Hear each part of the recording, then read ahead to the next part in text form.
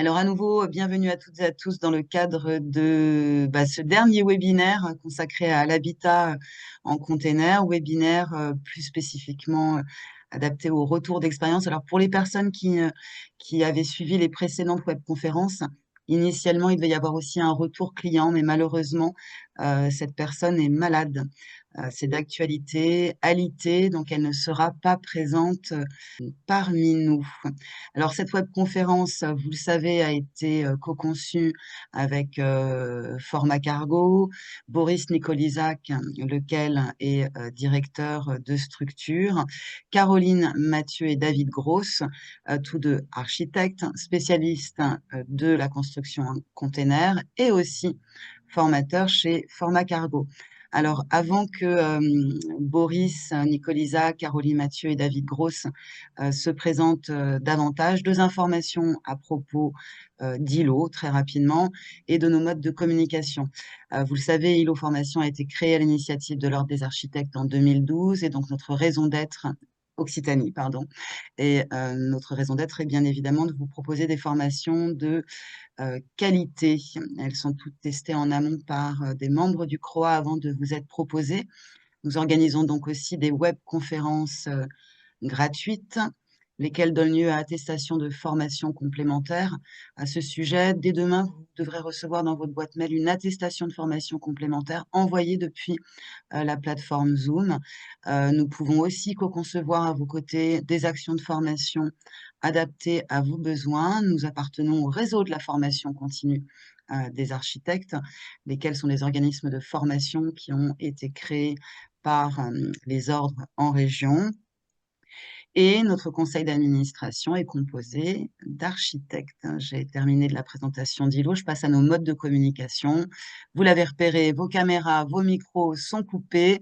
En revanche, vous avez l'occasion donc de questionner Caroline Mathieu et David Gross dans ce fameux onglet Q&R et ils y répondront. Alors, on a choisi un mode plutôt interactif à partir du moment où les questions, la réponse aux questions leur apparaîtra le plus opportun.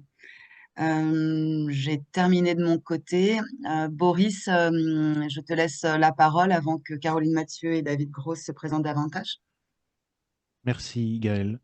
Bonsoir à toutes et à tous. Donc, je suis Boris Nicolizac, responsable d'établissement chez Format Cargo, comme vient de le préciser Gaël. Donc, nous arrivons à la dernière étape ce soir de notre cycle de webconférence qui est donc dédié à la construction modulaire hors site, la construction en conteneur. Une série qui, je l'espère, aura su éveiller votre curiosité et puis nourrir aussi votre réflexion sur un secteur qui est de fait en plein développement.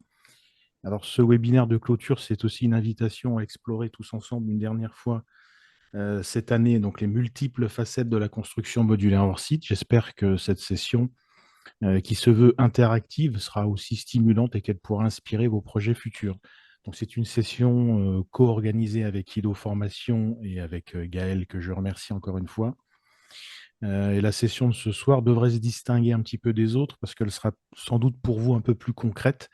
Vous allez entendre deux architectes, la personne de Caroline et David, qui vont partager avec vous et faire un retour d'expérience. À travers les témoignages que vous allez entendre, ils vont un petit peu nous ouvrir les coulisses de leur projet, nous expliquer comment ils ont abordé les défis qui ont été les leurs, les réussites, les apprentissages aussi sans doute, qui ont jalonné leur parcours en ce qui concerne donc la construction hors site. Et vous aurez tout le loisir ce soir, comme l'a précisé Gaël, d'échanger, de partager avec eux. Donc n'hésitez pas, vraiment, profitez-en pour poser des questions, interagir, puisqu'on a décidé aujourd'hui de prendre vos questions un petit peu au fil de l'eau. Donc quand vous estimez, quand vous le jugez nécessaire, n'hésitez pas à poser des questions sur la rubrique, donc questions-réponses, et on les prendra au fur et à mesure. Enfin, en tout cas, vos deux intervenants les aborderont au fur et à mesure.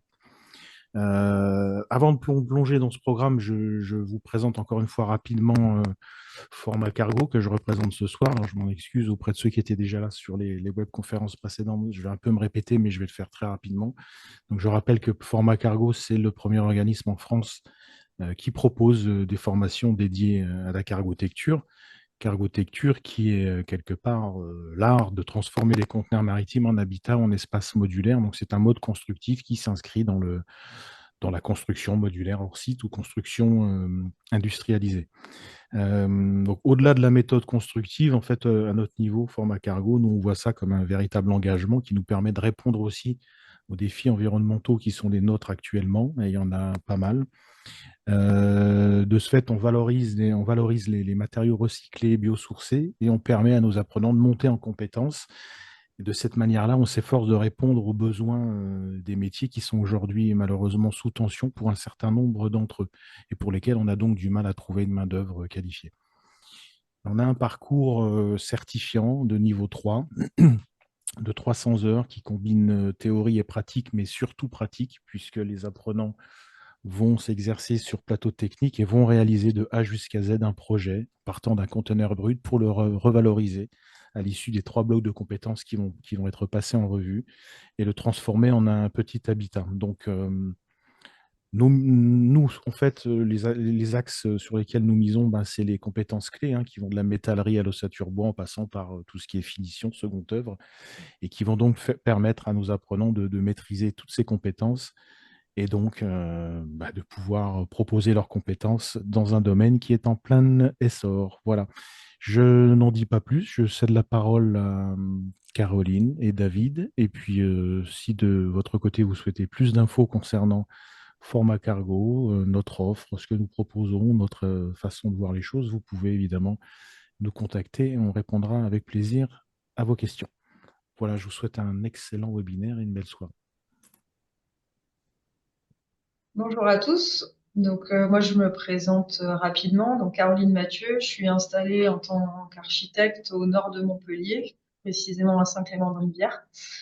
Et donc, je fais de la maison container depuis 2002. Enfin, j'ai étudié le concept de la maison container déjà quelques années avant, mais ça fait que depuis 2002 que je concrétise mes projets en container. Donc, je vous apporterai là ce soir 2 projets réalisés. Et moi, c'est David Gross. Bonsoir à tous. Je suis architecte dans le Grand Est, à Pont-à-Mousson plus précisément. Et je m'intéresse aux conteneurs depuis 2020 pour, pour ma part. Et, j'ai quelques projets à mon actif sur le sujet. Donc, je laisse Caroline commencer la présentation. C'est parti. On va vous présenter donc 3 projets au total. Donc, d'abord la réalisation d'un garage, ensuite d'une maison individuelle de plein pied, et ensuite, en 3e projet, David, ça sera le tien, donc une maison avec étage. Donc, je commence par le projet du garage. Donc, j'ai utilisé pour faire ce projet 3 containers dry. Au total, j'ai un garage de 75 mètres carrés. J'ai gardé les portes de côté existantes des containers. Et après, j'ai ouvert dans le sens de la longueur pour faire 3 espaces à l'intérieur pour les garages et les vélos.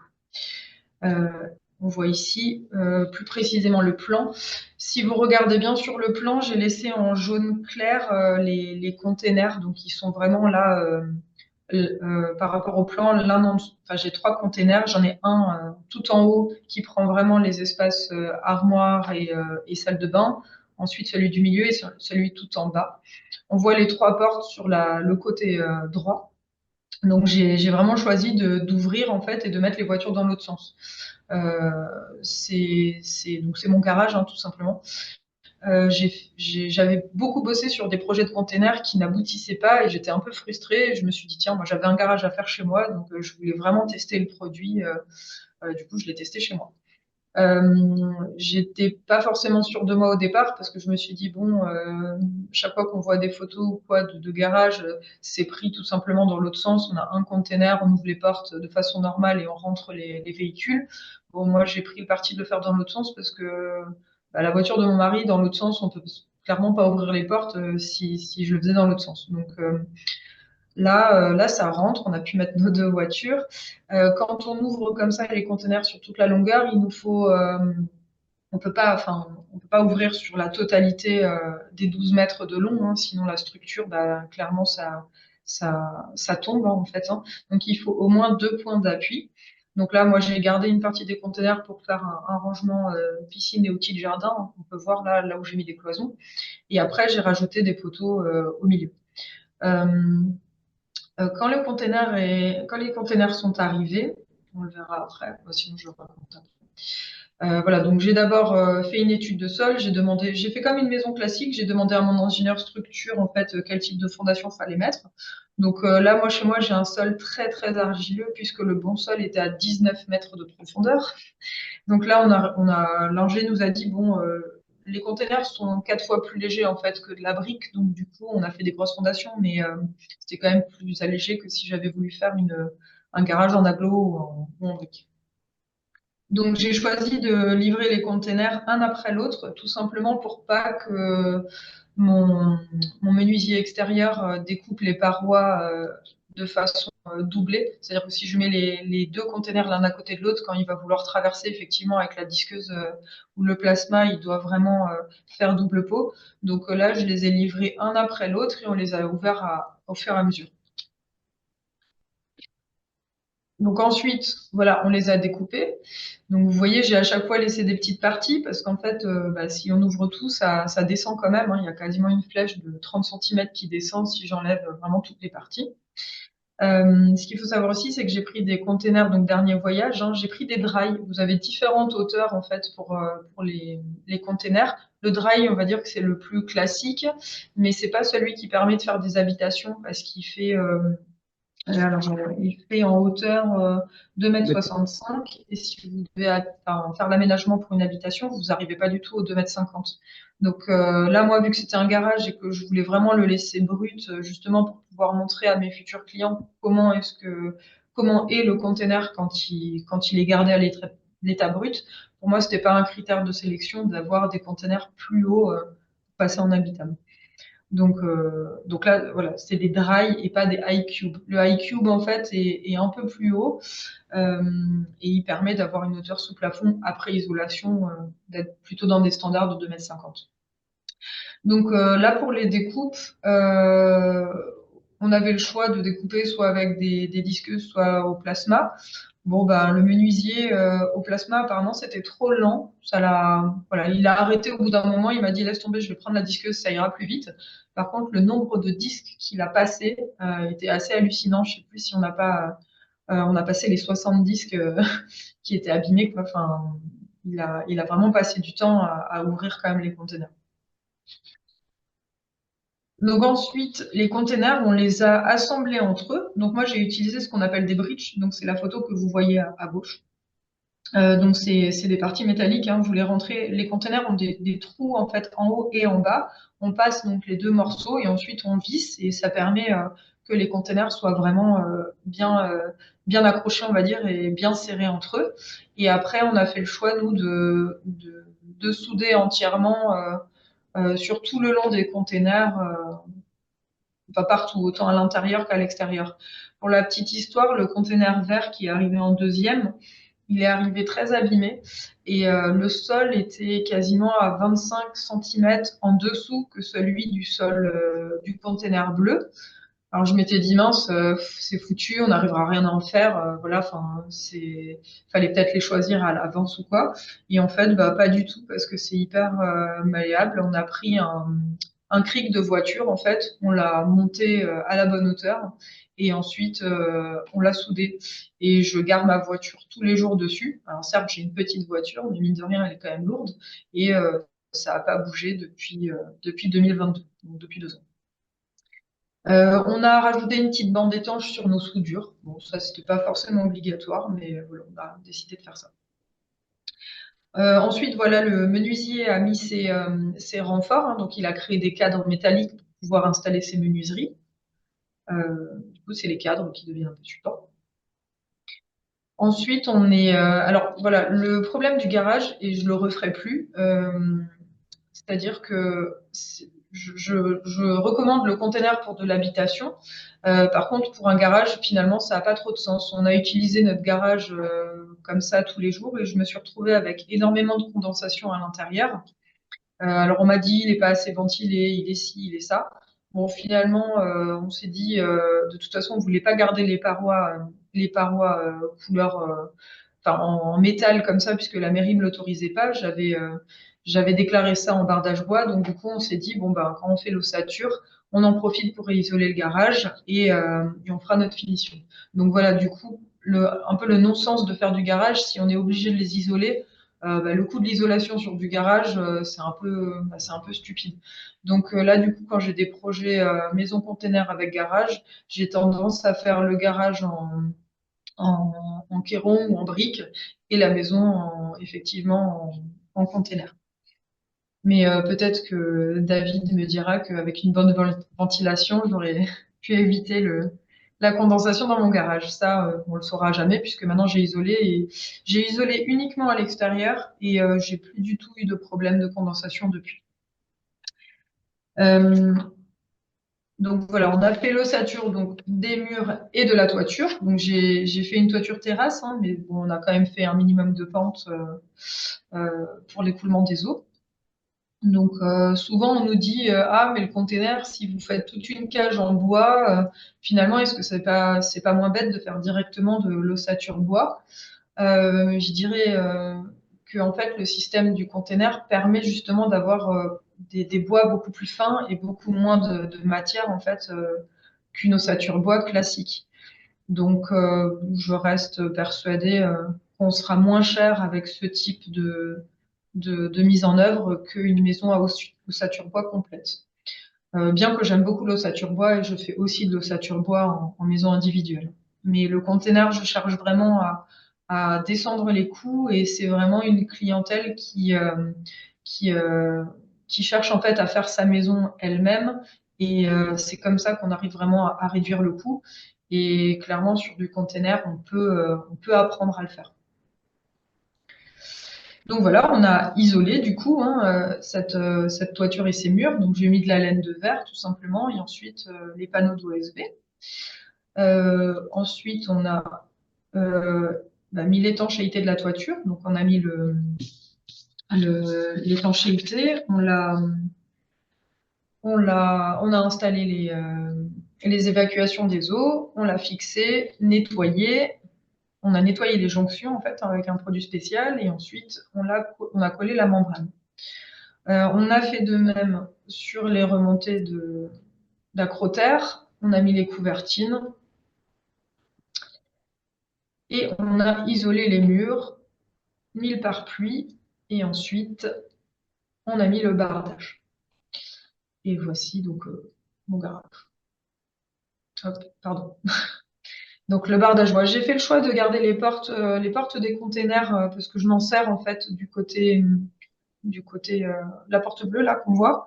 Et au départ, je voulais les peindre en anthracite et puis finalement, ça a son charme dans mon jardin. J'ai mes trois couleurs de container, mais bon, ça me plaît de les garder telles quelles et de me dire que voilà, ils ont eu une histoire et on a réussi à les transformer en autre chose.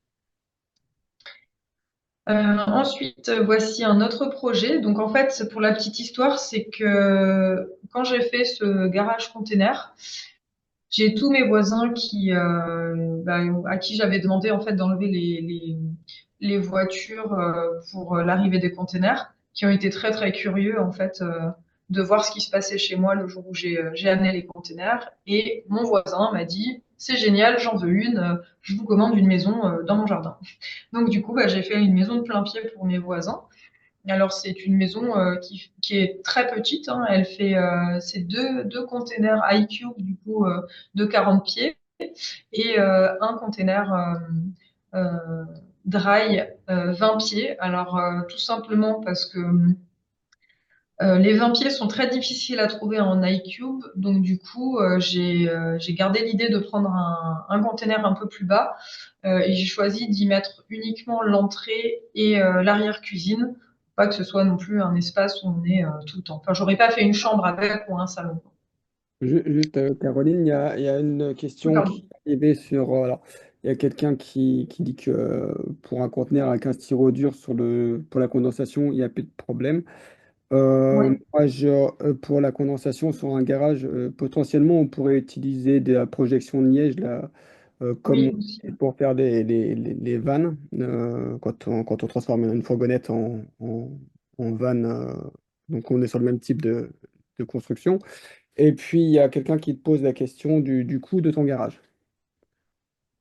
Oh punaise, je l'ai, c'est sûr. Là, comme ça, ben, il faudrait que je ressorte les devis. Je peux le donner très facilement si vous me laissez peut-être juste le week-end, comme ça je ressors tous les devis, je vous fais le calcul et je pourrais le donner précisément. Ouais. Parce que vu qu'on l'a fait en 2 fois, on a rajouté l'isolation, enfin, on a décidé de faire l'isolation après. C'est vrai que je l'ai pas en tête comme ça. Mais j'ai tous les devis. Si ça intéresse, je pourrais aussi passer les devis. Mais je donnerai à Gaël le montant du garage. Par contre, j'ai le montant de la maison. Celui-là, je l'ai en tête. C'est bon pour la question, David, parce que là, du coup, je Il les n'y a vois. rien d'autre. Ok. Alors, voici le plan de la maison container donc de mes voisins. Donc, vous voyez à droite le container 20 pieds qui est en draille et qui est donc perpendiculaire aux deux autres, hein. Les pointillés, c'est les deux autres containers. Donc le plan est assez simple, hein. On rentre, on a l'entrée, un WC à l'entrée et ensuite vous allez directement à la pièce principale. C'est une petite maison parce qu'il n'y a qu'une seule chambre hein, dans celle-ci.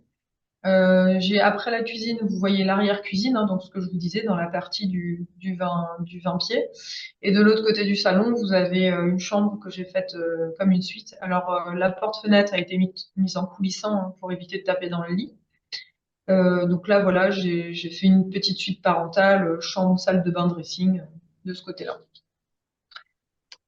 Alors, voici la coupe de principe. Celle-là, je dirais, c'est un des points importants. Donc, à la base, quand le conteneur arrive, hein, vous avez les 2,70 m de hauteur sous plafond. Vous avez un sol en bois marin, donc, et la structure du conteneur en dessous. Euh, Moi, pour ce projet-là, j'ai gardé tout l'existant. J'ai choisi d'isoler à l'extérieur et à l'intérieur. Mais c'est vrai qu'à l'intérieur, pour avoir un R de 5 un R de, pardon, oui, de 5 au niveau du sol, j'ai été obligée de projeter du polyuréthane de 10 cm. Et du coup, bah, j'ai perdu pas mal de place en hauteur. Et à la fin, il me reste seulement 2,43 m de hauteur sous plafond. Bon, ça a été validé par mes clients. Mais si c'était à refaire, je ferais un autre système. J'ai pu parler avec d'autres personnes qui font du container aussi. Eux, ils enlèvent carrément le sol bois. En fait, moi, j'ai essayé de l'enlever aussi, mais on y a passé une plombe. Enfin, la découpe était compliquée, du coup, on a laissé tomber. Et en fait, j'ai appris entre-temps qu'il existait en fait une sorte de masse pour pouvoir casser les boulons et enlever le sol facilement. Donc bon, peut-être que si j'avais eu cette information plus tôt, je l'aurais faite. Mais là, pour ce projet-là, j'ai laissé vraiment le sol bois tel quel. Donc j'ai isolé au niveau du sol et j'ai isolé au-dessus de la toiture. Et à l'intérieur en périphérie et à l'extérieur en périphérie aussi. Donc là, pareil, hein, donc on a fait une étude de sol, j'ai mon ingénieur structure toujours sur le coup, comme pour tous mes projets. Donc là, le terrassement, les fondations. Alors, mes voisins ne souhaitaient pas de vide sanitaire. Ça, c'est pareil, c'est quelque chose que je regrette, c'est une bêtise de ne pas le faire. Là, j'ai signé une autre maison sur Agde avec étage, et là, clairement, on va faire un vide sanitaire. Parce que là, j'en ai pas fait chez eux, et c'est c'est comme les maisons de l'époque où on faisait un radier total et c'est pas terrible quoi. Enfin, vaut mieux avoir un vide sanitaire. Donc on a livré les containers, donc vous voyez les petites vidéos. On va commencer à déplacer. Bon, il faut toujours pour les containers que l'endroit soit accessible, mais vous voyez ici c'était un peu compliqué. J'avais des arbres et tout, il fallait pas les couper. Mais franchement, les livreurs, c'est aussi des magiciens parce que j'ai 20 mètres de flèche de, de grue, il faut passer entre les arbres, mais ils se sont débrouillés. Enfin, ça c'est fait. Donc voilà, ensuite, comme pour chez moi, hein, on a découpé. Alors lui avait découpé c'était pas le même menuisier. Lui a préféré le plasma. il a mis plus de temps, mais il a trouvé ça mieux. Donc ensuite, ils ont mis leur structure enfin, les cadres pour faire les fenêtres. Vous voyez, on voit bien sur le 20 pieds que quand on met une ouverture, on est quasiment au niveau du plafond. Donc pareil, hein, ossature des murs, ossature de la toiture. J'ai fait un décalage exprès entre le 20 et le 40 pour que la maison elle puisse avoir une petite différence de niveau. Le permis de construire, ouais, c'est bon. Le permis de construire avait été demandé à la base avec une finition pierre, bois et zinc. La mairie a décrété que ça faisait trop de matière et donc ils m'ont enlevé le zinc sur la partie de l'entrée. C'est dommage. Ça aurait été plus joli avec le zinc. Et en fait, avec du recul, je me dis que j'aurais dû changer de couleur de bois pour marquer l'entrée. Mais ça, je peux toujours le faire en appliquant une peinture ou une patine. Voilà. Donc pour la toiture, donc ici, bah, j'ai isolé quand même beaucoup mieux vu que c'est une maison d'habitation. Donc j'ai mis de la laine de verre entre les poutres parce que ça c'était toujours un plus. Mais après, effectivement, on rajoute encore du polyuréthane extrudé sur la toiture. Faut qu'on ait le R210 hein, pour être sur la RE 2020. Il manque encore sur cette maison-là la végétation. J'ai prévu de mettre des caissettes végétales sur toute la surface de toiture, en laissant les 40 cm de gravier sur le pourtour. Hein.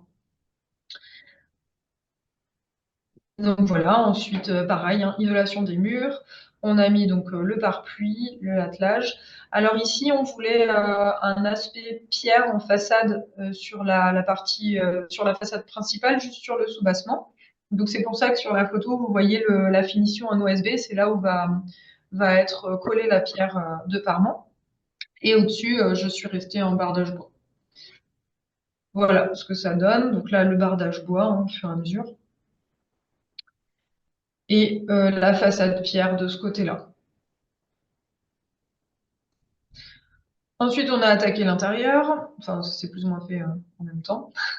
Donc, bon, bah, on a isolé partout. On a isolé donc avec le polyuréthane et on a coulé la chape. Ça ne veut pas. Allez. Voilà, on va projeter. Et pareil pour la chape.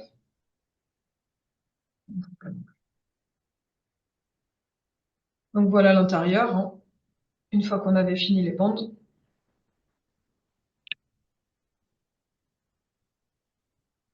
Ensuite, on a mis la terrasse. Là, rien de particulier. C'est comme pour une maison traditionnelle. Et voilà la maison à l'intérieur. La décoration a été faite par ma cliente. Je vous laisserai juger. Donc là, c'est l'entrée et la porte qu'on voit qui est au milieu de la tapisserie. C'est tout simplement le premier WC. Ensuite, vous avez la pièce principale. Donc là, ils ont mis du parquet et du carrelage au sol. J'ai pas les photos intermédiaires parce que c'est un lot que les clients sont gardés. Donc là, on a la chambre de l'autre côté avec la salle de bain et le dressing. Voilà. Et voilà la maison.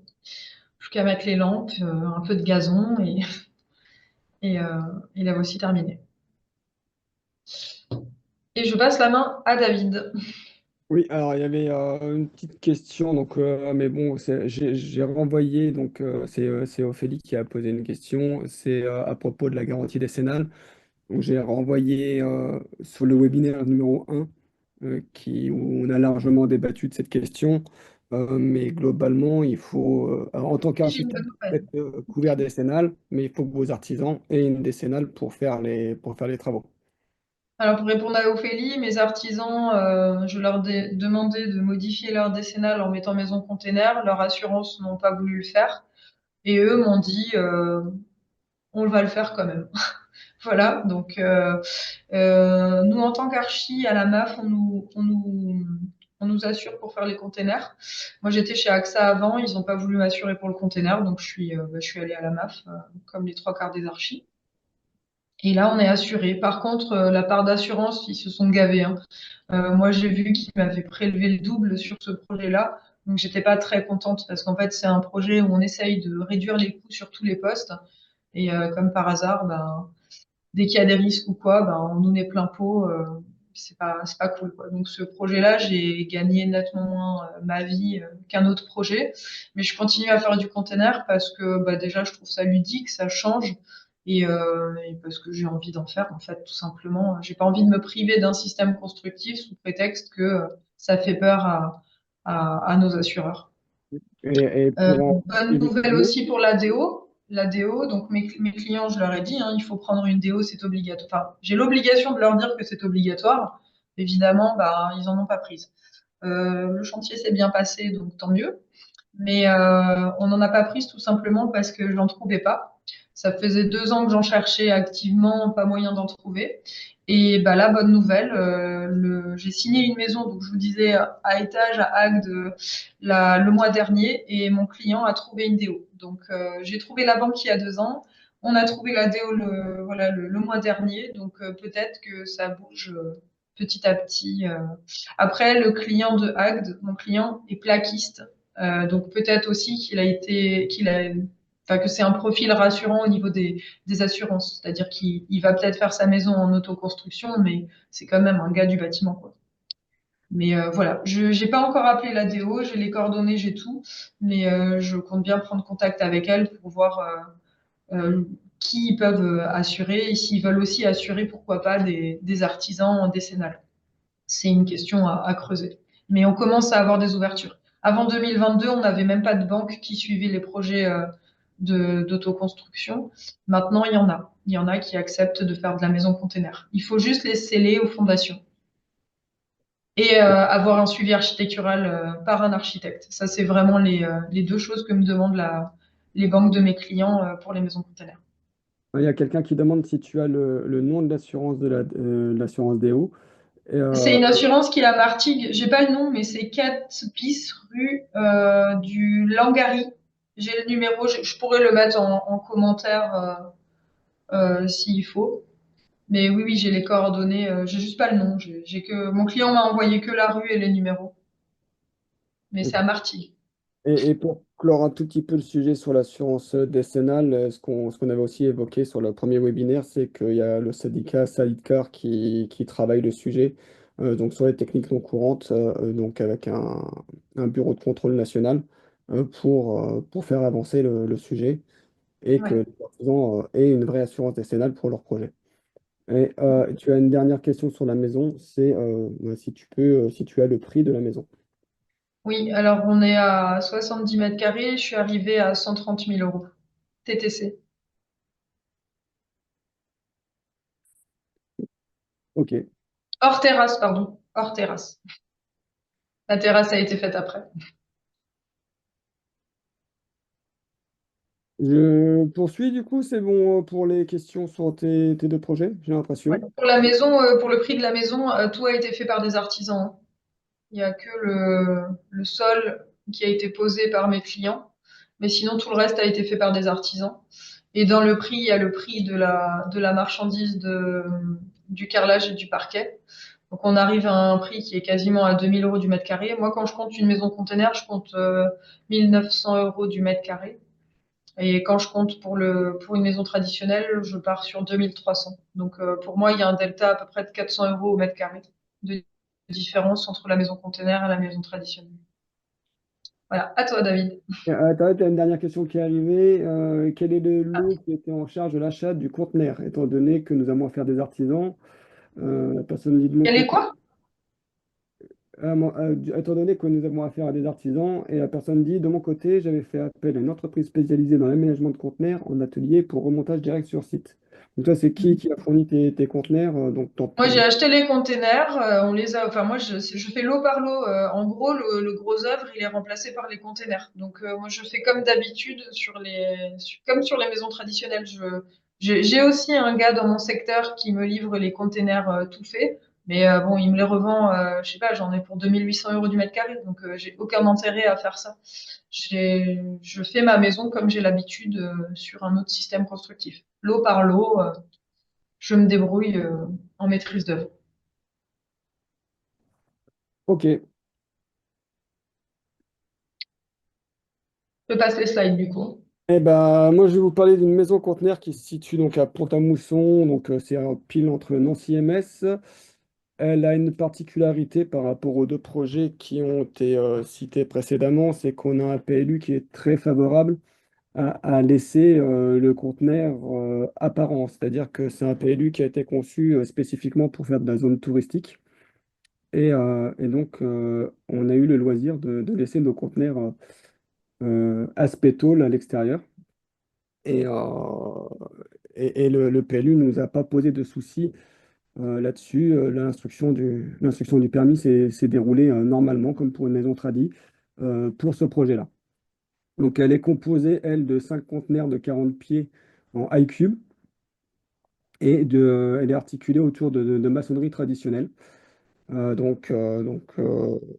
on peut voir sur le plan, là, la partie maçonnerie traditionnelle, elle a entre guillemets, agrandi le manque de conteneurs qu'on pouvait avoir, puisque le client que j'avais moi avait déjà ses conteneurs. C'était un ancien artisan, il avait 5 conteneurs dans son parc qui se servait pour stocker du matériel quand il était artisan. Et le jour où il a arrêté son activité professionnelle, il a décidé de construire une maison avec ses conteneurs, donc pour de l'hébergement touristique. Donc elle est composée d'une cuisine là qu'on voit sur la partie basse. Là, c'est le conteneur qui est en rouge. Donc à chaque fois qu'on a une couleur sur mes plans, c'est le conteneur qui est représenté, hein. On a la partie entrée, salle à manger et chambre suite dans le conteneur vert. Et on est à cheval sur le conteneur violet pour la partie sanitaire et salon. On a fait le choix. Alors, la maison, on l'a installée dans un parc qui est une pépinière, une ancienne pépinière. On a 5 maisons qui sont dites insolites dans ce parc.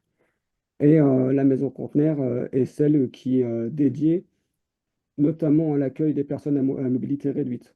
Ce qui n'était pas forcément une facilité avec des conteneurs qui sont assez limités en largeur. Et, euh, mais c'est un choix qui a été assez intéressant pour travailler justement. Là, on allait découper, là, on allait laisser de la matière pour que le tout puisse se tenir correctement. Donc ça, c'est le plan de rez-de-chaussée. On peut passer à l'étage. Donc à l'étage, on a une terrasse sur la partie droite, qui est purement la partie maçonnerie du projet. Et ensuite, on a 2 chambres, 2 suites euh, qui sont répartis avec un vide sur le séjour, où le sol du conteneur, lui, a été découpé. Ce qu'on va pouvoir voir peut-être dans les photos, dans les pages suivantes. Bon, là, la coupe, on voit l'empilement des conteneurs. Euh, on avait prévu de mettre l'isolant à l'intérieur dans le projet, au départ. Pour la partie toiture, en fait, on a fait une toiture terrasse plutôt classique où l'isolation, elle est vraiment en toiture chaude. La tôle est bien du côté chaud pour la partie toiture. Donc là, la coupe n'a pas été mise à jour et nous sommes posés sur un vide sanitaire, donc ce qui est plutôt un grand confort pour toute la partie évacuation, acheminement de l'eau dans le conteneur. Tout ce qui est réseau chemine dans le vide sanitaire et c'est plutôt confortable d'avoir ce vide sanitaire-là pour travailler. On peut passer à la diapo suivante.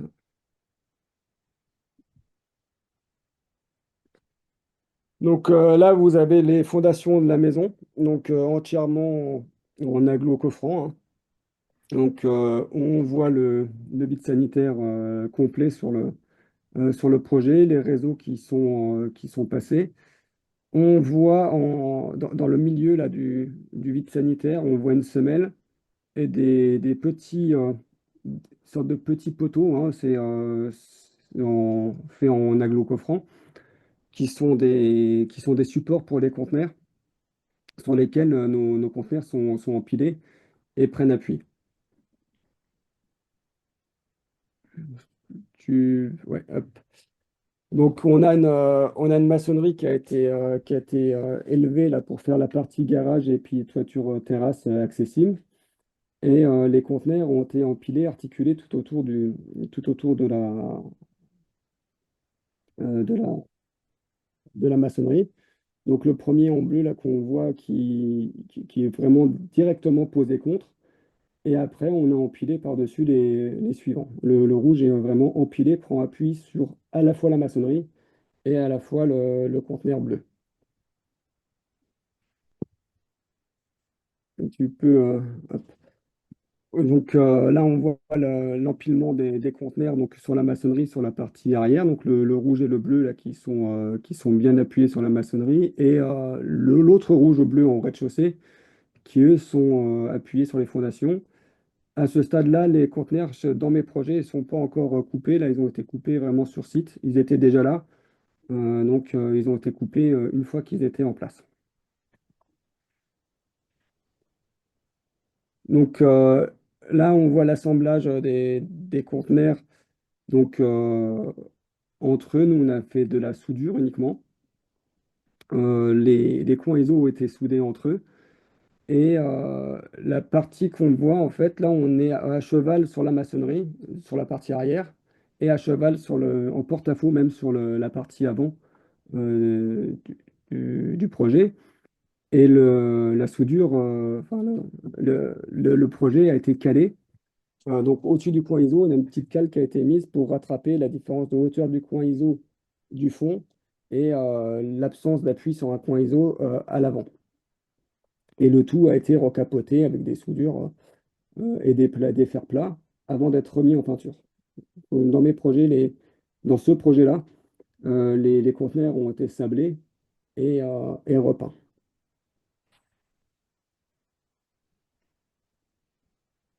Donc, dans ces diapos, là, on voit les découpes qui commencent à être faites sur le projet avec des étaiements.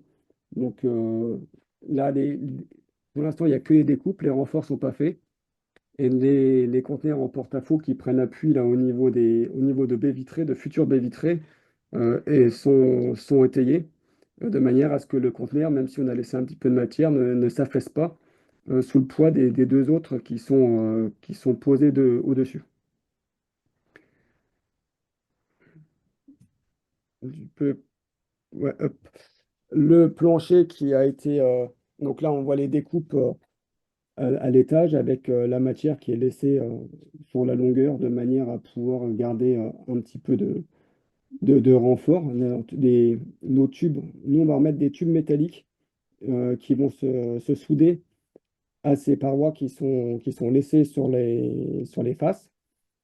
Et, euh, et puis là, on peut voir aussi le plancher qui a été découpé pour créer la double hauteur dans notre projet. Et ce plancher découpé, en fait, on aurait pu choisir de recouper les longerons donc, qu'on voit au sol, et les supports, les sortes de solives en métal, hein. On a fait le choix de les conserver pour vraiment montrer que c'est un conteneur, que ça a une structure et la façon dont c'est fait. Euh, Hop, là, sur ces photos-là, alors, c'est peut-être un peu petit, mais on voit les tubes qui ont été soudés là, au contact vraiment mis entre les alvéoles des deux conteneurs, à l'intersection des deux conteneurs, pour renforcer les parois, et les tubes qui ont été soudés pour faire des précadres pour poser les menuiseries qui doivent se loger dans le projet. Donc là, toujours les renforts, donc c'est des précadres pour pouvoir poser nos menuiseries. Donc c'est du tube, là, de mémoire, on était sur du 40-40 ou du 40-60 de tubes, hein, vraiment soudés, simples, sur lequel le menuisier peut venir s'appuyer et fixer sa menuiserie. Comme ceci, voilà, là on a les menuiseries qui sont posées. Et ensuite, pour pouvoir laisser, pardon, pour pouvoir laisser le conteneur apparent, dans notre cas, Donc on a travaillé aussi avec le thermicien. Je suis pas un énorme fan de polyuréthane de manière générale, sauf que on n'avait pas réellement le choix.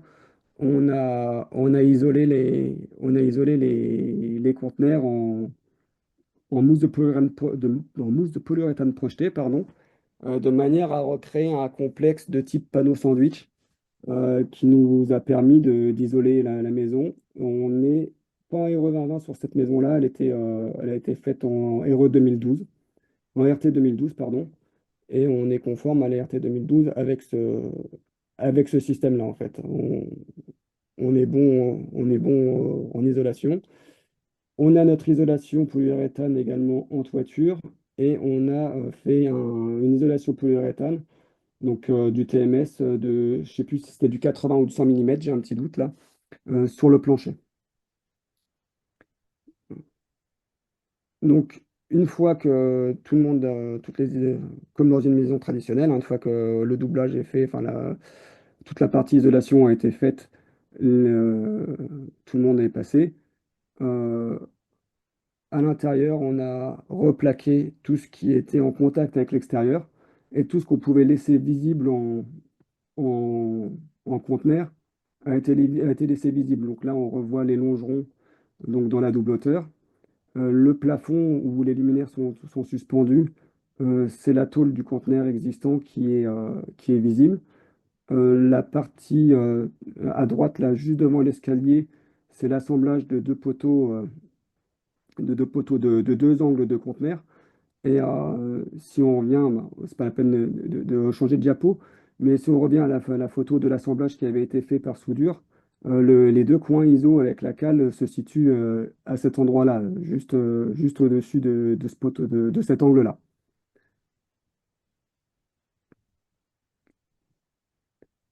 Donc, toujours le conteneur apparent en plafond, là on peut le laisser apparent. Le sol, c'est un sol industriel hein, qui a été récupéré et euh, remis au sol reposé, donc poncé, recalé. Et l'idée, c'était vraiment d'avoir une maison qui est un peu atypique et insolite, hein. C'est pas nécessairement la maison pour habiter dedans temps plein. Enfin, c'est une maison pour passer quelques jours en famille, en séminaire ou quoi, ou qu'est-ce. Mais elle n'a pas été nécessairement pensée pour être une maison familiale. Donc là, on voit l'étage, qu'on arrive à l'étage, on voit la double hauteur avec les longerons apparents. Évidemment, il y a un garde-corps qui va pousser là devant la double hauteur. Parce que même si on a les longerons, on passe au travers. Donc là, il y aura un garde-corps en verre qui doit arriver. Et encore une fois, la tôle, dès qu'on peut la laisser apparente, elle est laissée apparente.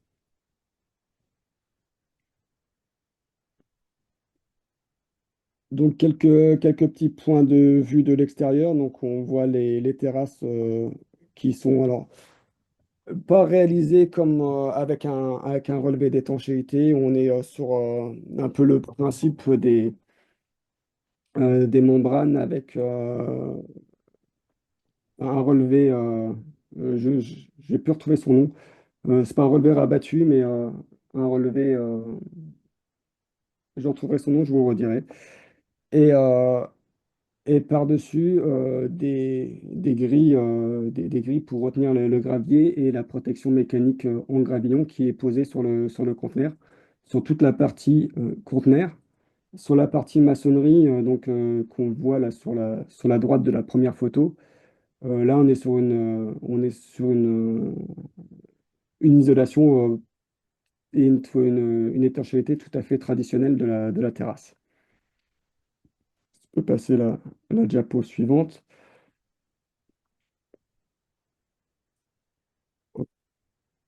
Quelques photos de l'extérieur. Donc, comme je le disais, le PLU là, nous a permis vraiment, c'était une chance de laisser le conteneur apparent.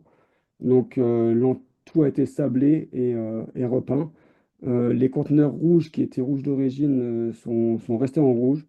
Le client a choisi plutôt un kaki là, pour la partie, pour ceux qui étaient bleus d'origine.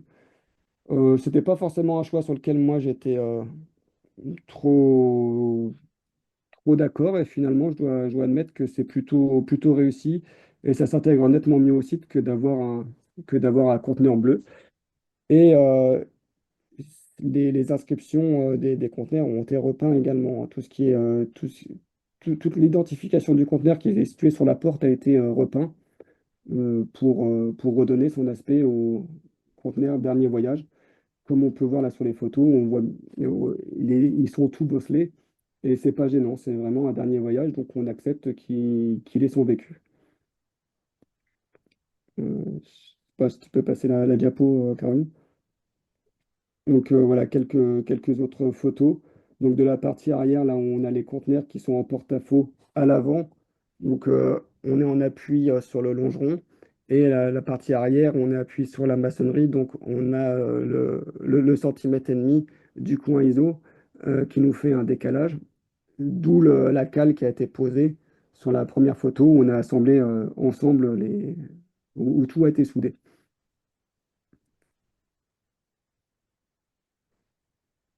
Tu peux, ouais. Et donc là, on voit les conteneurs, bah, la maison telle qu'elle est actuellement. Reste à faire les finitions en intérieur, donc les lots peinture essentiellement. Et puis aménagement mobilier et cuisine qui vont arriver. Donc on a la photo, excusez-moi d'aller un peu, oui, un peu vite, c'est pas grave. La photo donc, du projet quasiment terminé. La photo du projet avec simplement les conteneurs bruts et la photo pendant les travaux. Donc, l'évolution de la matière, notre matière première, pour arriver à ce résultat euh, qui, qui, même si c'est un conteneur, me paraît quand même plutôt très propre. Et il me manque une photo. Il y a une photo que je voulais mettre, mais que c'était un petit clin d'œil, mais c'est pas grave. C'était une photo d'une porte parce qu'on a toutes les portes n'ont pas pu être conservées des conteneurs et nous on avait fait le choix là de transformer une porte en bar sur la terrasse qui est située sur le haut. Donc la porte a été transformée en bar pour agrémenter la terrasse et c'est une bonne façon aussi de recycler toutes nos chutes de conteneurs, c'est de le réutiliser pour en créer du mobilier.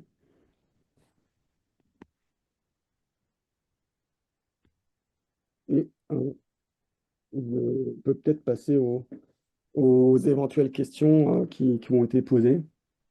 Oui.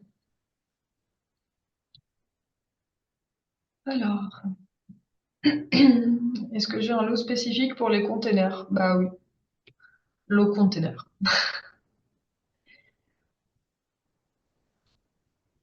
Comment trouver des revendeurs de containers et à quoi faut-il prêter attention pour l'achat? Bah, des revendeurs, il y en a un peu partout. Il y en a dans toutes les régions, de toute façon. Donc, moi, je sais que celui que j'ai euh, qui me revend les containers arrivent de Martigues et j'ai déjà eu le livreur au téléphone et je peux même aller les choisir si je veux. Pour l'instant, bah, je lui ai toujours fait confiance. Je lui demande bien des derniers voyages et il m'a toujours amené des derniers voyages. Moi, sur mes projets, c'est le prestataire qui gère, qui trouve le conteneur et puis qui se débrouille avec ça. Pas de souci de perte de chaleur avec une isolation uniquement en intérieur. Pas de rupture de pont thermique. Le métal est un conducteur. Je m'interroge. Moi, je le prends en sandwich, donc c'est vrai que je fais isolation intérieur-extérieur. Mais moi, parce que les mairies, elles refusent que je laisse le container apparent. J'ai pas eu le cas. C'est pour toi la question. Oui, non, là, on a, avec notre isolation projetée à l'intérieur, là, avec un recouvrement sur le haut du conteneur, alors on a un léger pont thermique, mais là, la maison, elle est en chauffe. Euh, on n'a aucun souci de condensation dedans.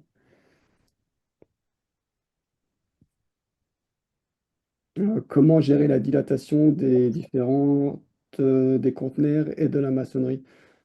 Eh ben, on laisse les choses dilater. On a des profils qui masquent le- la jonction, en fait.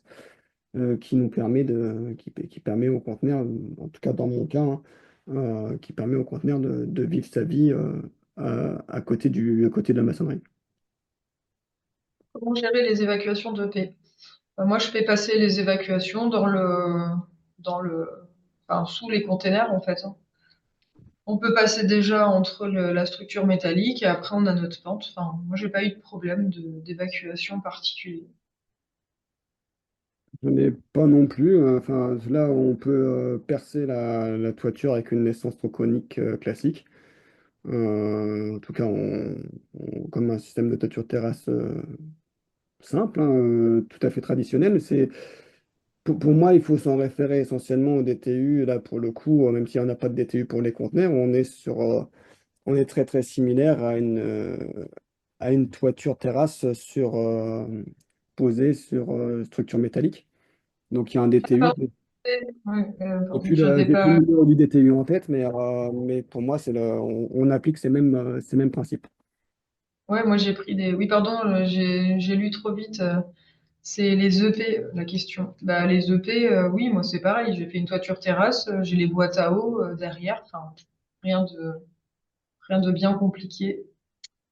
Existe-t-il une formation à distance pour une personne qui a déjà une formation technique bâtiment? À distance, non. Il y a les formations de chez Format Cargo, là, où c'est 300 heures, mais c'est sur site et vous apprenez à transformer un container en habitable. Il y aura sans doute des choses à ce niveau-là courant 2025. Il faudrait que Bachir se rapproche de nous s'il veut bien pour nous préciser aussi quels sont ses besoins. Mais sur tout ce qui est partie aspect théorique, évidemment, il y a beaucoup de pratiques sur ce genre de formation, mais s'il nous précisait un petit peu ses besoins, on pourrait peut-être lui répondre plus précisément, mais il y aura des choses sur l'aspect théorique qui seront sans doute proposées à un moment donné par Format Cargo. Peut-on avoir la durée des travaux? Bah moi, mon garage, mis bout à bout, il a été fait en quasiment un mois, et la maison de mes voisins en 3 mois et demi. Après, c'était une petite maison, 70 mètres carrés. Et moi, c'est pas un bon exemple parce qu'on devrait aller très très vite. Et en fait, c'est une maison que ça fait 3 ans qui est en construction parce que c'est un ancien artisan et il a d'autres entreprises et c'est du temps perdu, c'est quand il est à temps perdu. Et si les équipes sont occupées sur d'autres projets, il met les équipes sur d'autres projets. Donc c'est un temps long, mais ça occupe des gars en fait. Donc c'est pas un bon exemple en tout cas en termes de rapidité de planning. Le R+1, le prix de ta maison R+1? On est sensiblement pareil à la différence que je compte pas les conteneurs qu'on avait déjà sur place, qui étaient, le client avait déjà acheté, donc ils sont pas comptés dans les devis. Euh, mais globalement, on est un peu plus lourd sur le côté traditionnel. Et après, on est sur le même prix que les tiens. Enfin, là, globalement, c'est une maison à 270 000 euros.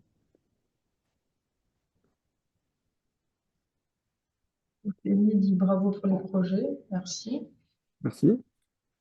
Pensez-vous que l'on peut arriver à 1100 ou 1300 euros du mètre carré de construction en passant avec des artisans et non pas en autoconstruction pour une maison neuve? Bah, c'est tout l'inverse en fait. On peut baisser le prix en le faisant en autoconstruction. C'est pas moins cher avec des artisans qu'en autoconstruction. Est-ce que la question a été bien posée Ouais, ou je est-ce sais que pas. c'est une erreur sur la question En tout cas, avec des artisans à 1310 mètres carrés, non? moi, j'y arrive pas. Par contre, en auto-entreprise, on a en autoconstruction, on a l'exemple de la maison Crobeau. Euh, c'est Bruno Crochet qui vous avez sur Facebook et même sur un site internet de la maison Crobeau, Crobo. Donc c'est un monsieur sur Nantes qui a fait sa maison en autoconstruction en container, une maison de 140 mètres carrés. Il a mis un an et elle lui est revenue à 1 000 euros du mètre carré parce qu'il a tout fait lui-même. Donc c'est vraiment les matériaux, il a compté les matériaux. Le système d'étanchéité sans accroteur, est-ce une membrane EPDM avec une gouttière périphérique? Non, moi je suis sur une membrane PVC et c'est pas. En fait, on est sur le même principe qu'un relevé autoprotégé. C'est-à-dire qu'au lieu de faire un relevé de 15 cm, on a rabattu. Alors, on n'est pas conforme au DTU sur ce point-là, hein, et on ne pourra pas l'être en laissant le conteneur apparent. Mais c'est un relevé, ben, un rabaissé du coup. La membrane est rabattue pour assurer l'étanchéité du conteneur. Après, je suis pas hyper inquiet dans la mesure où le conteneur, lui, est quand même déjà étanche de base. Euh, mais, euh, mais en tout cas, on n'a pas d'eau qui rentre, hein. Ouais, moi j'avais noté dans mes petites notes, je tiens un petit cahier en fait pour les containers. À chaque fois que j'ai un artisan qui me donne bien une directive à suivre, je la note. Et là, j'avais mis pour le container au niveau de l'étanchéité que c'était bien une membrane PVC avec un OSB de 18 mm minimum. Euh, que les membranes sont traitées contre l'UV et elles sont fongicides. Et après, j'avais mis, c'est différent justement de l'EPDM qui, elle, est fermée et où on peut avoir de la condensation. Donc là, moi, pour le container, c'est vraiment de la membrane PVC et pas de l'EPDM.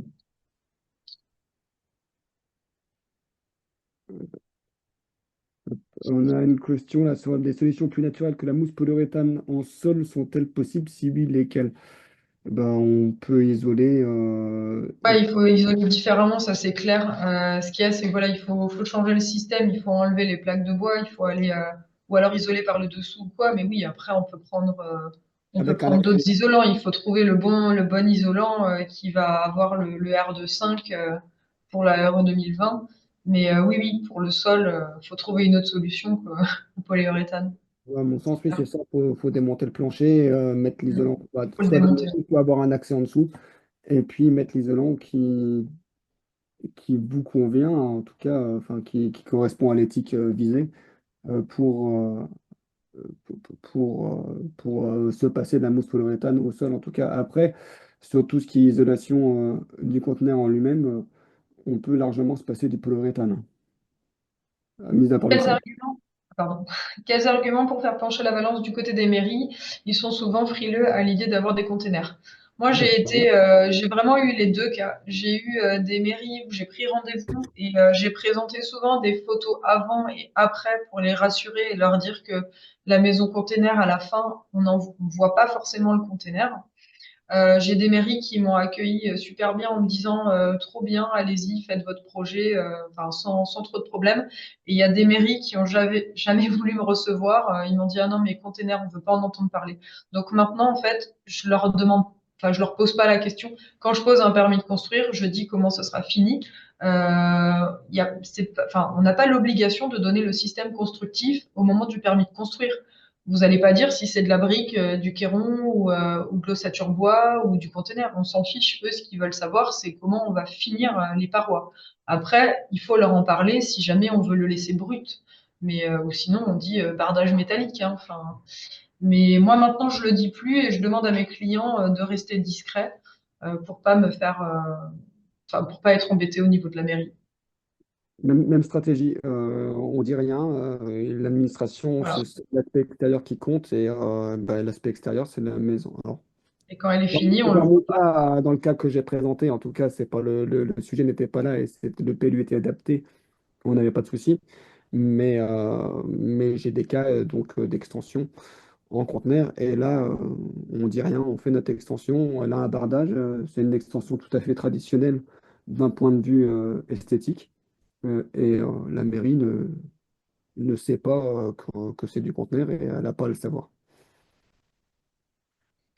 Alors oui, Euh, Léa, c'est Crobo, oui. Florent a mis le lien juste en dessous de la maison Crobo. L'assurance Déo à Martigues pour la petite maison. Oui, c'était. Alors attendez, je cherche en même temps sur Internet parce que j'ai que bon, l'adresse. C'est 4 bis rue Langary. Bah, Vous cherchez. c'est l'adresse qui a été mise en dessous. Ah, elle a été mise. Ouais. Ah ben voilà, c'est Gaïa. Ben voilà, comme ça je vais pouvoir le savoir aussi. Je les ai pas encore appelés, mais voilà. Mon client m'a dit qu'il avait réussi à être assuré chez eux. Mais je vous dis encore une fois, mon client est plaquiste. Donc, est-ce que l'assurance a accepté parce que c'était un artisan du bâtiment? Peut-être, peut-être pas. Mais en tout cas, voilà, lui, il a réussi à avoir une déo sur du conteneur, donc bah, c'est beau, c'est bien. On en a enfin un. Comme quoi tout arrive. Ou est-ce qu'on en a loupé? Non.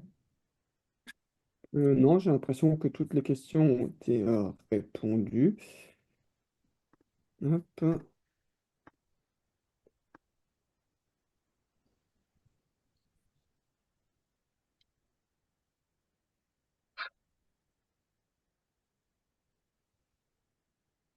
Non.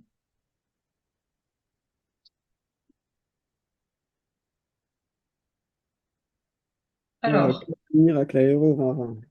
pourquoi Bah, l'avenir? On est déjà sur de la RE 2020. en tout cas, ça pose pas de sujet particulier en Euro 2020. Au contraire, le conteneur dernier voyage, il faut qu'il soit dernier voyage, c'est du réemploi. Donc, il a un bilan, il comptera zéro dans la CV de l'analyse du cycle de vie de la maison. Il comptera zéro en poids carbone. Ouais. Donc, Mm. plutôt même au contraire, c'est pas un avenir qui est, qui est compromis, c'est plutôt une ouverture sur un futur.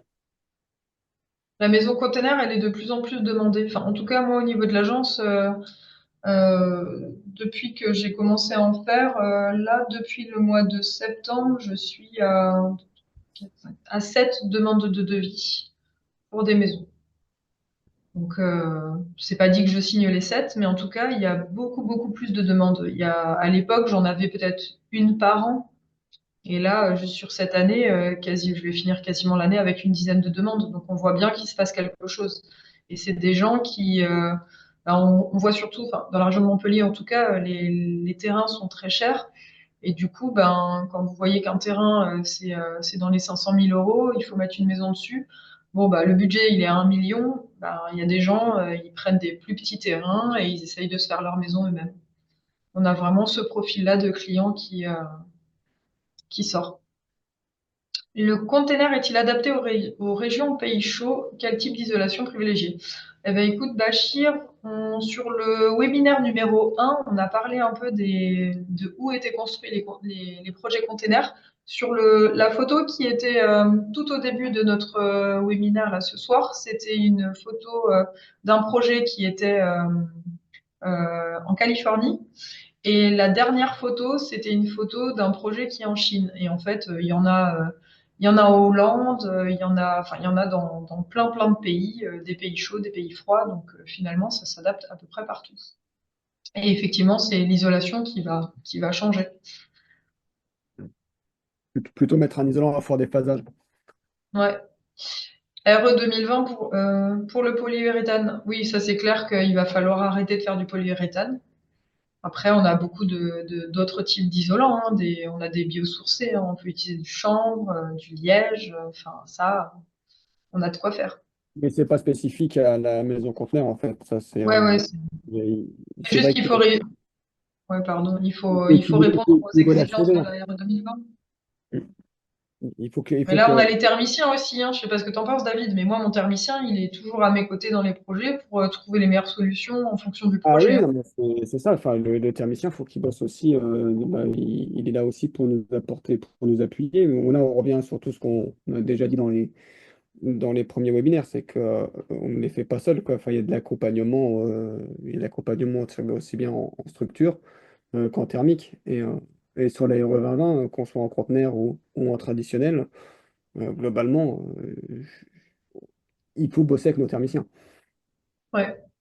Auto-isoler le Peut-on... plancher par-dessous dans le vide sanitaire, cela pourrait être une solution. Alors oui, en plus, il y a eu un webinaire de présenter. David, rappelle-moi le nom de l'archive, tu te souviens ou pas? Ou Gaël peut peut-être m'aider. Gaël, il y a un archi, un autre qui avait Ah, aussi c'est retour pas d'éclairage, il l'avait isolé par le dessous, lui. Emmanuel Lu- Marguet? Luc Delrieux, c'est ça, Caroline, tu penses à C'est lui? ça. Ouais, c'est ça. Ouais, Luc Oui, Delrieux. il y a un archi qui a présenté aussi un retour d'expérience sur une maison container et lui, effectivement, il a isolé par le dessous. Il avait mis comme des billes de polystyrène il avait rempli le vide sanitaire de ce procédé-là, si je me souviens bien.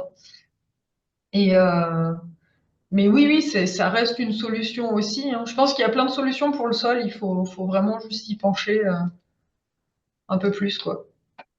Je pense que Pour les dans le zones conteneur, hiérarchiques. le vide sanitaire est essentiel et puis et du coup, ça ouvre la porte à l'isolation par-dessous. Il faut juste que l'isolant soit aussi adapté, mais comme dans du traditionnel, à un environnement humide. Quelles sont les zones horaires archi pour ce type de projet? Vers Montpellier.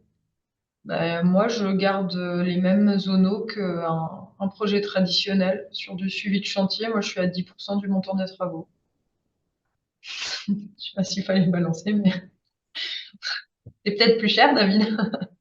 Euh, je pratique pas, je suis un peu plus cher sur quelques stars en horaire, mais bon, après, là-dessus, chacun est libre. Moi, je suis plutôt à 12% du montant des travaux.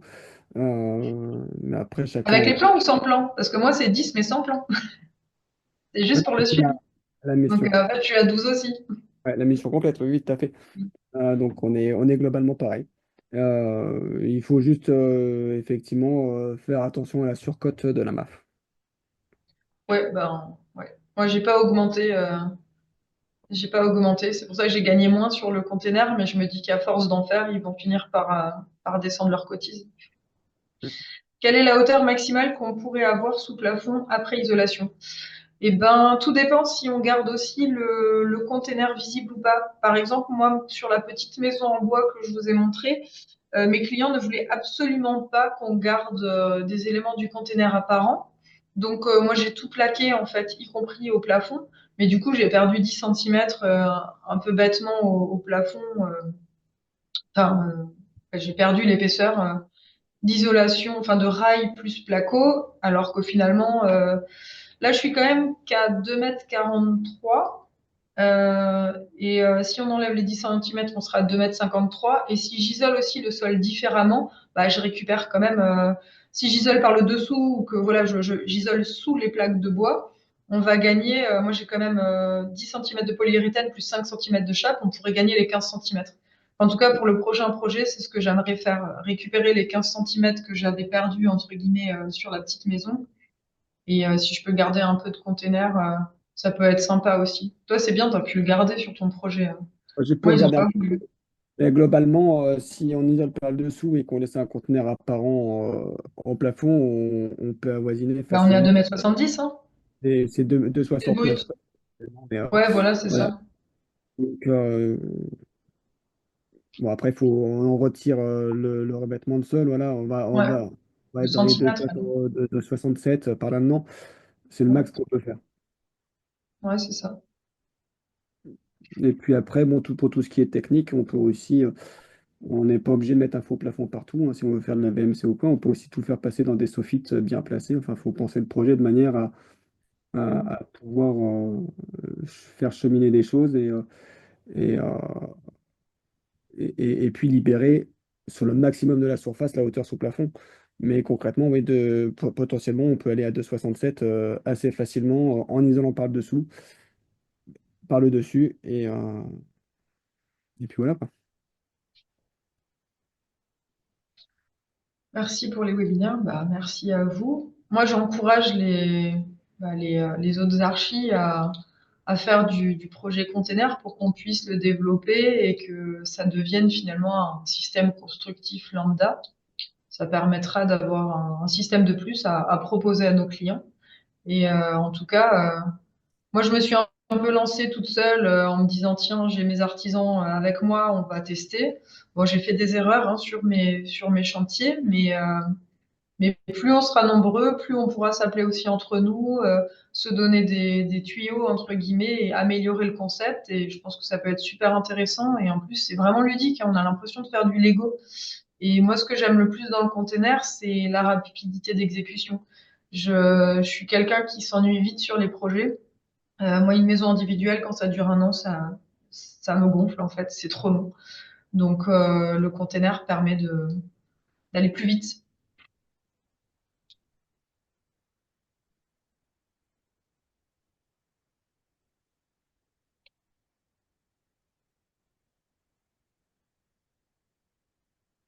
Mais Laurent, tu peux encore en faire d'autres.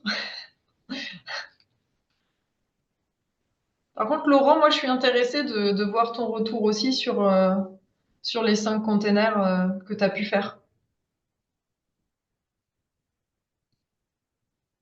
Gaël, tu pourras nous mettre en relation avec les, euh, les personnes qui ont participé au webinaire, qui ont déjà fait aussi du container. Bah, bien sûr. Alors, je ne vais pas les sélectionner concernant celles et ceux qui auront fait du container, mais je vous placerai tous les J'ai trois. noté Ouais, tous j'ai les noté trois. Laurent Lessia. Je te renverrai un mail pour prendre contact avec lui. Mm. Très bien. Mhm. Bon, bah, très bien. Si ça donne des idées, c'est bien. Parfait. Il me semble qu'il n'y a plus de questions et que des remerciements. Euh, Bah, vraiment grand merci à vous deux, Caroline Mathieu, David Gross, Boris aussi, Nicole Isaac et bien sûr Format Cargo. Sans vous, ce cycle de conférences, bah, évidemment, n'aurait pas eu lieu et n'aurait pas été mené d'une main de maître comme vous avez pu le réaliser. Avant de laisser la parole à peut-être les derniers mots à Boris, Caroline et David, bien sûr, on vous enverra donc un mail récapitulatif avec l'ensemble des webinaires, des informations aussi qui peuvent vous intéresser. Et telles que Caroline, David et Boris l'ont proposé, je vous placerai officiellement dans les mails, comme ça vous pourrez échanger directement avec Format Cargo, Caroline et David à votre guise. Euh, Caroline, et David et Boris, vous voulez peut-être intervenir une dernière fois? Enfin, une dernière fois, avant la fin. Non, bah, écoute, merci à Hello Formation, merci beaucoup Gaël. Moi, j'étais ravi d'avoir pu co-organiser avec Hilo, avec toi, cette série de 4 webconférences qui, j'espère, auront suscité de l'intérêt et puis peut-être initier de nouveaux projets pour vous, les architectes, parce que je pense que vous avez un rôle à jouer dans tout ça. Et comme le disait Caroline, il faut considérer, je pense, la construction modulaire comme un mode constructif à part entière dans lequel l'architecte a tout à fait son rôle à jouer. Il y a parfois des idées reçues là-dessus et c'est peut-être un petit peu dommage parce que c'est par méconnaissance peut-être du sujet, du secteur. Et nous, on a essayé à notre niveau, évidemment, notre humble niveau, de vous sensibiliser à tout ça.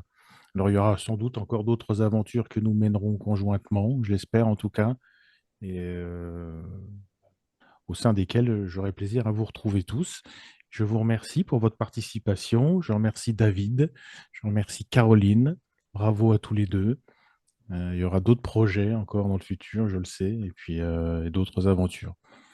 Merci, je vous souhaite une belle fin de soirée. Et puis moi, je me tiens à disposition, évidemment, notamment de leur Bachir. J'ai maintenant votre adresse mail. Je me permettrai peut-être de vous contacter pour voir plus en détail quels sont vos besoins en termes de formation. Et puis s'il y a d'autres questions, je suis disponible pour Format Cargo avec plaisir. Voilà.